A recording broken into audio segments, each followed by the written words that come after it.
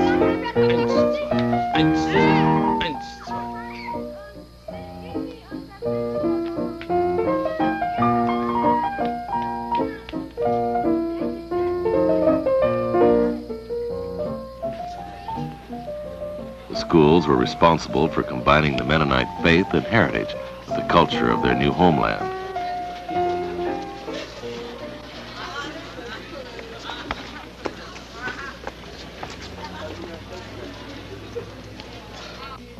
Today, classes are held in German and Spanish. La palabra Fernández, ¿está correcto?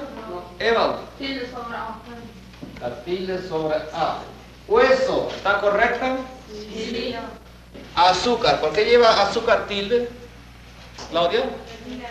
Termina en consonante. ¿Por qué se llaman palabras estrújulas? Se acentúan en la tercera, en la antepenúltima sílaba. Antepenúltima sílaba, se cuenta de atrás, 1, 2, 3. The Teachers College in Philadelphia, a joint venture of all the Mennonite colonies in Paraguay, has been recognized by the Ministry of Education in Asuncion and is partly supported by the West German Republic.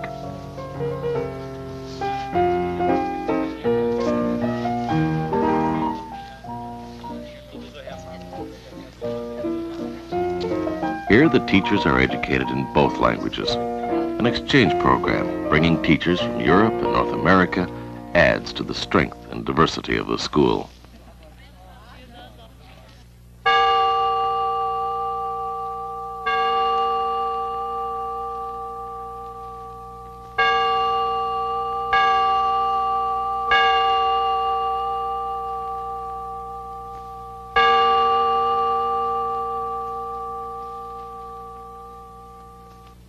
Psalm 126, Vers 3.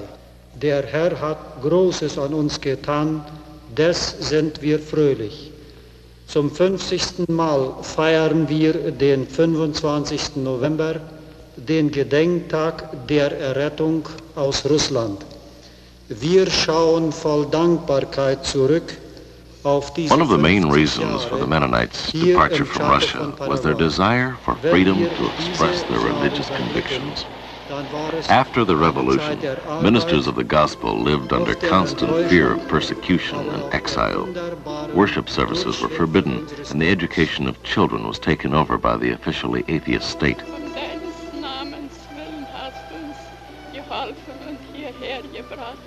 Und deine Hand über uns gehalten bis dahin. Sehne darum auf dieses Land. Gib uns Gnade und They found the freedom they sought here in the Chaco wilderness.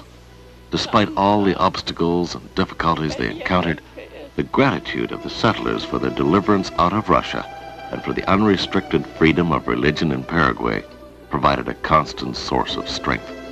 Many prayers of thanksgiving were offered for the freedom to live their faith in peace and harmony. In this atmosphere, the Christian life took on new meaning.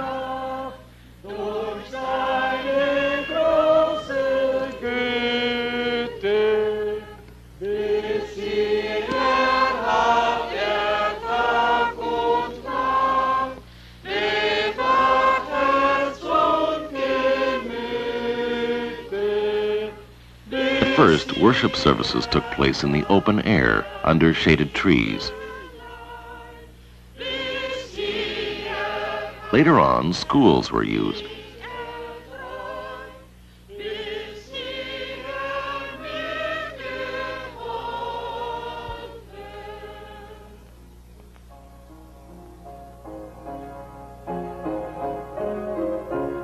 Within a few decades, beautiful churches had been built. In Fernheim, the Mennonites maintained the denominational distinctives that had developed in Russia, the Mennonite Brethren Church.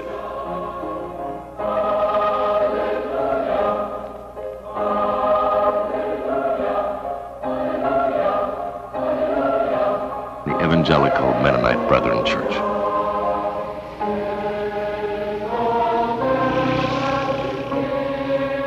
And the Mennonite Church.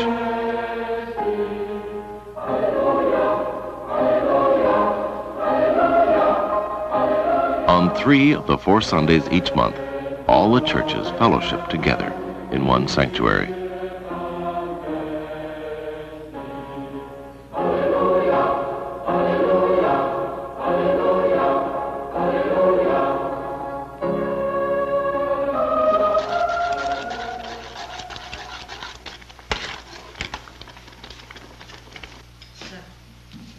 Bitte zu Tisch.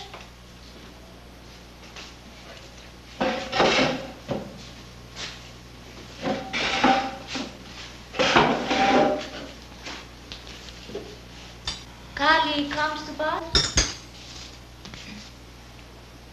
Morgen. Guten Morgen. Morgen.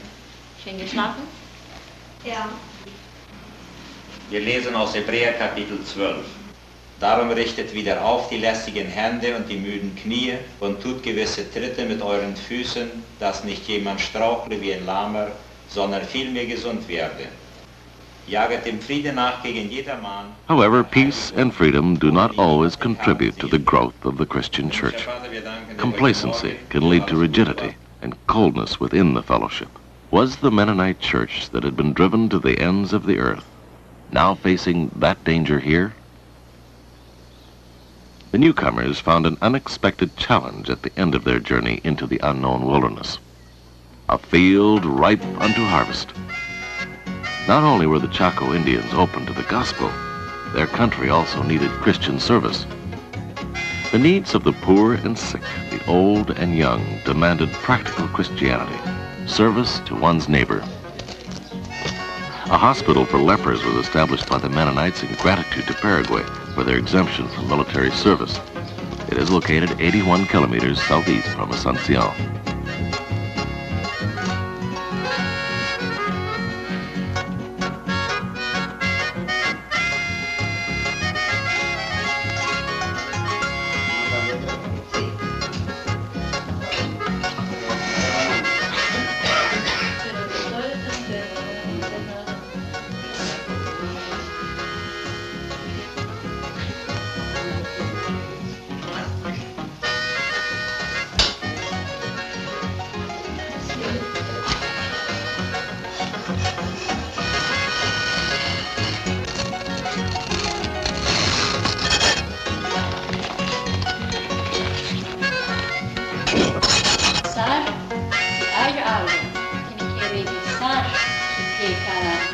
After receiving medical treatment, patients are given counseling to help them cope with the disabilities brought on by Hansen's disease.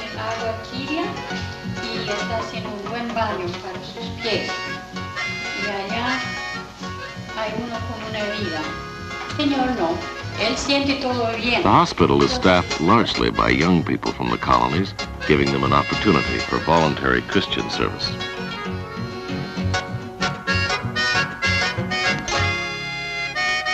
But But it was in befriending the Indian population that the greatest opportunity for Christian ministry presented itself. When the newcomers set out for the Chaco, they assumed that the land was uninhabited. No one expected this encounter between two very different cultures. At the 1930 Mennonite World Conference in Danzig, where the destiny of Mennonites from Russia was the main topic of discussion, Harold S. Bender described the Chaco as a completely uninhabited area. No mention of a single Indian was made. Yet today, there are more Indians than Mennonites in the area. After much study, Kelvin Redekop concluded that the Mennonite approach to working with the Indians was successful where other methods would have failed. He writes, "Modernization in missions via resident membership is a far more legitimate and responsive approach than any other. In other words, the traditional missionary, the traditional development program, the traditional task force, such as the Peace Corps and other types of approaches, are relatively ineffectual and exploitive in contrast to the type of live-in approach expressed by Mennonites in the Chaco."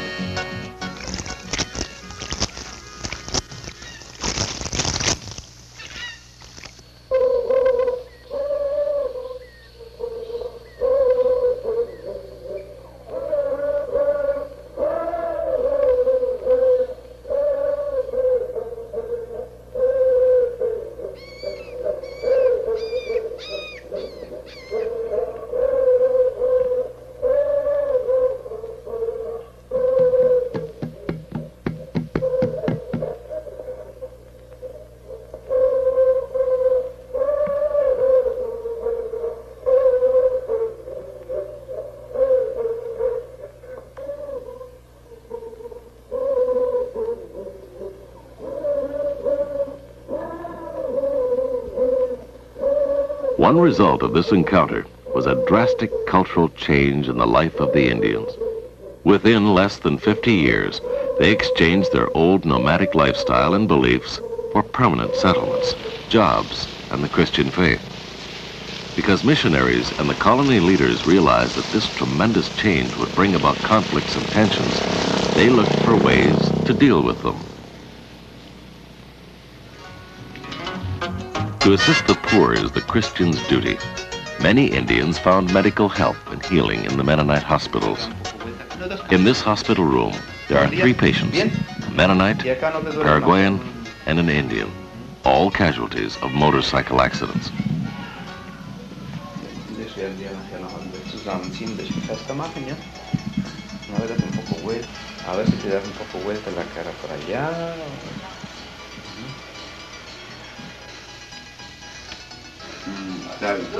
Ahí te duele también. Está bien. En Friese, hast du geschlafen danach? Ja. Ja? Noch sehr weit in den Hand oder nicht? Nicht sehr. Weil du noch ein bisschen bechecken, ja? But it will take much to help the Indian on his way into the future. The Indians want to retain their cultural heritage while they adapt to a fast-changing world. They are seeking ways to live as Christians without giving up their identity as Lengua, Chulupi, or Moro Indians. The Indian Settlement Bureau is seeking ways to encourage Indian self-sufficiency. This means safeguarding land for the Indians where they can settle as farmers. It means providing schools for Indians where teachers from the Mennonite colonies give instruction in Spanish.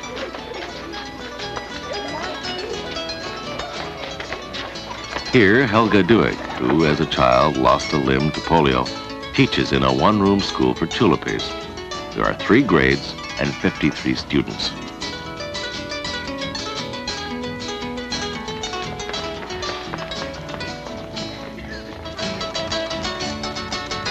Now, Indian teachers are taking more responsibility. To encourage children to preserve their own language, instruction is given in the tribal dialect.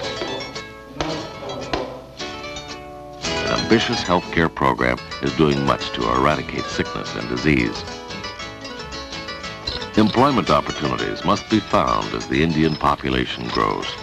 New skills must be learned as some of the older professions change. For example, there is no longer a demand for harness making. trait at which the Indians excel.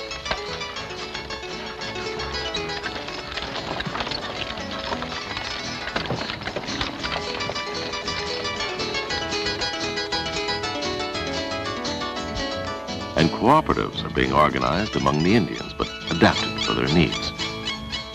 Calvin Redekop rightly concludes that missions and modernization cannot be separated. A belief system cannot be exchanged for another without having immense and overwhelming implications on other aspects of the system.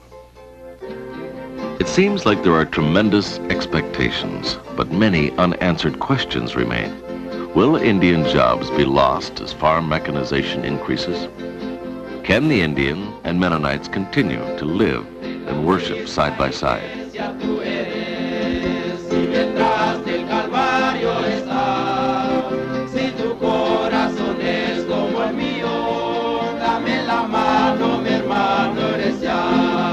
Dame la mano, querido hermano, dame la mano, mi hermano eres ya. Dame la mano, querido hermano, dame la mano, mi hermano eres ya. The tune is borrowed from Western music. The words are Spanish. The song speaks of the need for the followers of Jesus Christ to fellowship with one another. The chorus of "Give me your hand, brother," is symbolic of the Indians' desire to live in harmony with their Mennonite brothers and sisters.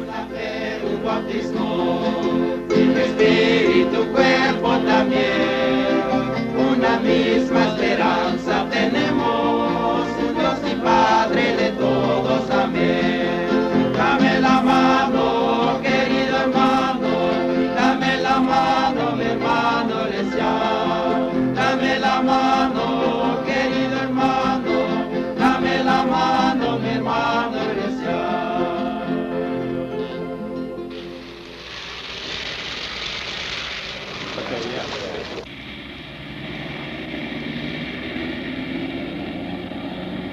50 years in Colony Fahrenheit. The Mennonites are celebrating 50 years of settlement here in Paraguay. It is a festive day, and President Alfredo Stroessner, with many government and military officials, has arrived in Philadelphia to take part in the celebrations.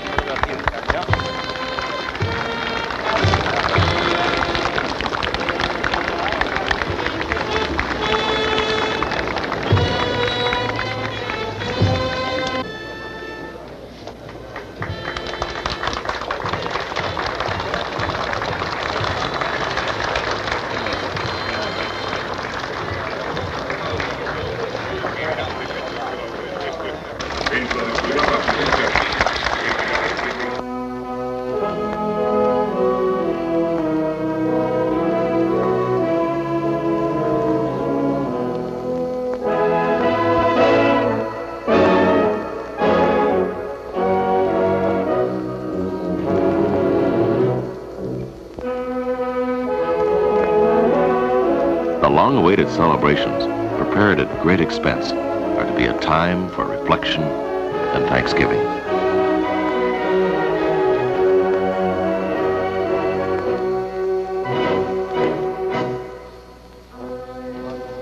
El gobierno paraguayo, a través del Ministerio de Educación y Culto, dio plenas libertades a los colonos en organizar su vida religiosa, cultural y educativa. En gratitud hacia esta disposición siempre se trató de justificar con mucho esfuerzo esa confianza, mejorando constantemente. The third generation, the youth of today, marches into the future. It could be said that they are no more secure here than anywhere else in our troubled world. But their parents and grandparents have made it possible for them to enjoy a good life in this, their new homeland, as long as they're willing to do their share.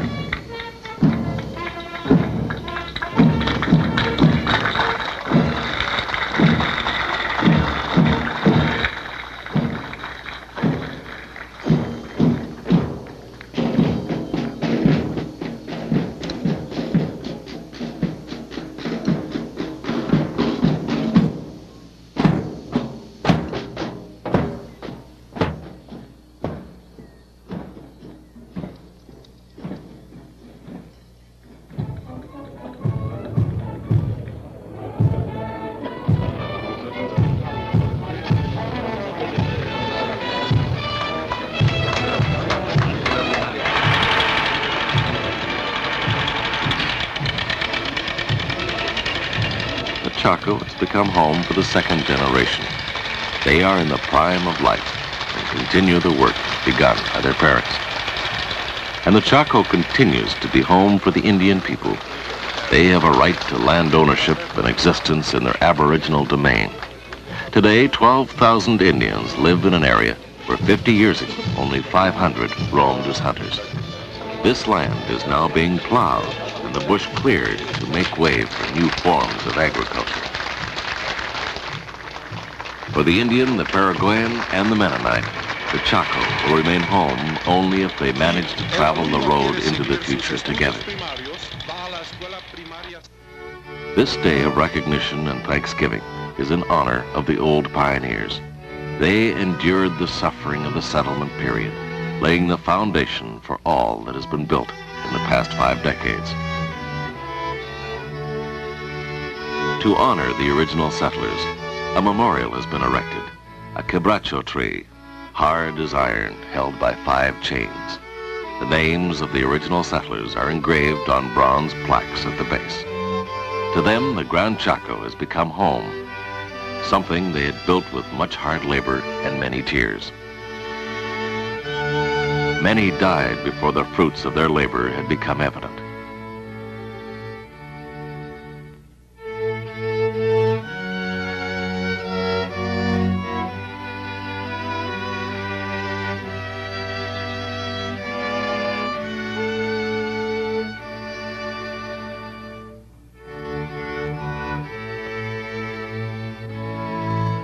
Others enjoy their final years in the senior citizens' home built for them in Philadelphia.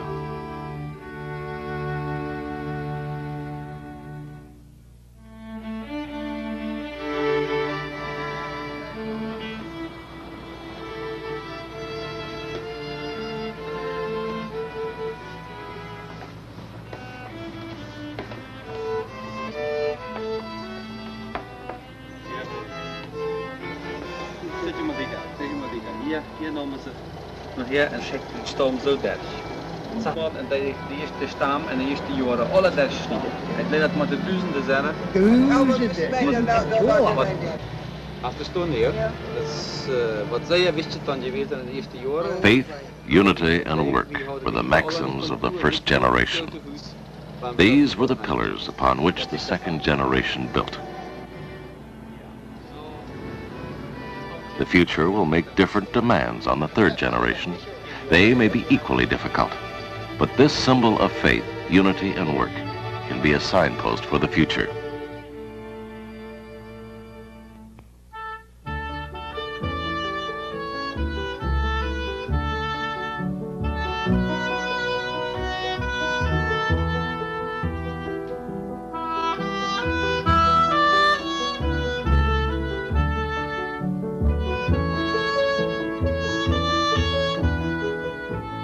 The Mennonite citizens of Paraguay are looking forward with confidence to the continuing challenges of adjustment and cooperation in a world of change.